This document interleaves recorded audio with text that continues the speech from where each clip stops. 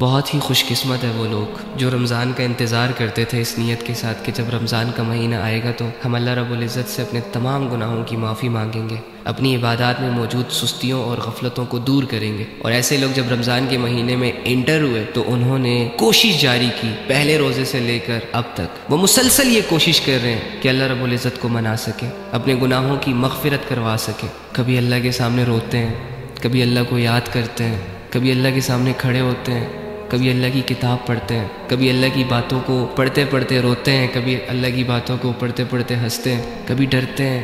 کبھی امید پیدا ہوتی ہے۔ کتنے خوش قسمت ہے جو لوگ ان کیفیتوں سے گزر رہے ہیں، جو اپنی زندگی کو ضائع نہیں ہونے دے رہے، جو اپنے دلوں کو اللہ کے یقین سے منور کرنے کی کوششیں کر رہے ہیں۔ سلام ہے ایسے لوگوں کو یار، جاری رکھو اپنی محنتیں، ڈی موٹیویٹ مت ہونا۔ آپ لوگوں نے جو راستہ اختیار کیا ہوا ہے اس راستے کی منزل اللہ ہے، عبادتوں کے راستے ہی اللہ تک جاتے ہیں،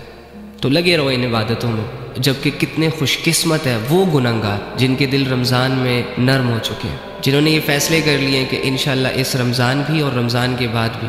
اپنے ان تمام گناہوں سے دور ہو جائیں گے جو ہم کرتے رہتے تھے، جنہوں نے یہ فیصلے کر لیے اس رمضان میں کہ ہم اب اللہ رب العزت کی کوئی بغاوت نہیں کریں گے، ان حدودوں کا خیال رکھیں گے جو اللہ رب العزت نے قائم کی ہوئی ہے۔ کتنے خوش نصیب ہے وہ گنہگار جو راتوں کو اٹھ اٹھ کر اپنے گناہوں کو سامنے رکھ کر اللہ کے سامنے روتے ہیں۔ کتنے خوش نصیب ہے وہ غافل لوگ جنہیں سال بھر اللہ کی یاد نہیں آتی، لیکن اس مہینے انہیں اللہ رب العزت کی یاد نے ایسے گھیرا ہوا ہے کہ اب انہیں دنیا نہیں یاد آ رہی اور اپنے آپ کو بدلنے کی کوششوں میں لگے ہوئے ہیں، توبہ کر رہے ہیں، رو رہے ہیں،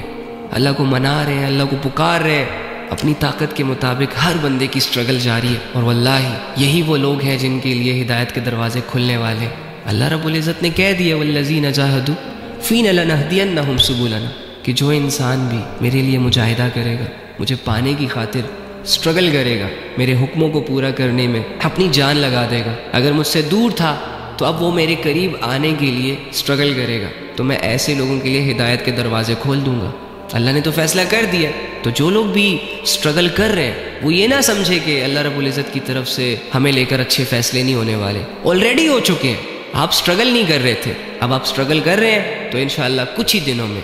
آپ کو یہ لگے گا کہ اللہ آپ سے راضی ہو گیا، آپ کے پہلے آنسو پر ہی آپ کے تمام گناہوں کو معاف کر دیا گیا ہے، بلکہ نیکیوں میں بدل دیا گیا ہے۔ وہ الگ بات ہے کہ ہم غافل اتنے ہیں، ہم گنہگار اتنے بڑے لیول کے ہیں کہ اللہ رب العزت کی باتوں پر یقین نہیں آ پا رہا، لیکن ہم نے یقین کرنا ہے۔ آپ کی ہر فریاد اللہ نے سن لی ہے، کیونکہ اس نے خود کہا ہے کہ میں انسان کے قریب ہوں، میں انسان کے شارک کے بھی قریب ہوں، میں انسان کے دل کے بھیدوں کو بھی جانتا ہوں۔ تو اللہ کے بندے تم نے تو زبان سے اپنے اللہ کو حال سنائے ہیں اپنے دل کے، کیسے نہیں سنے گا وہ جو کہہ رہے وہ علیم بذات الصدور، کہ میں تو انسانوں کے دلوں کے بھیدوں کو جانتا ہوں۔ انسان کے دلوں میں دبی ہوئی آوازیں بھی اللہ رب العزت کے علم میں، تو یقین کر اپنے رب کی باتوں کا۔ اگر وہ کہہ رہا ہے کہ مجھے پانے کے لیے اگر تم سٹرگل کرو گے تو میں تمہارے لیے ہدایت کے دروازے کھولوں گا، تو سٹرگل سٹارٹ کر، ہدایت کے دروازے کھلیں گے۔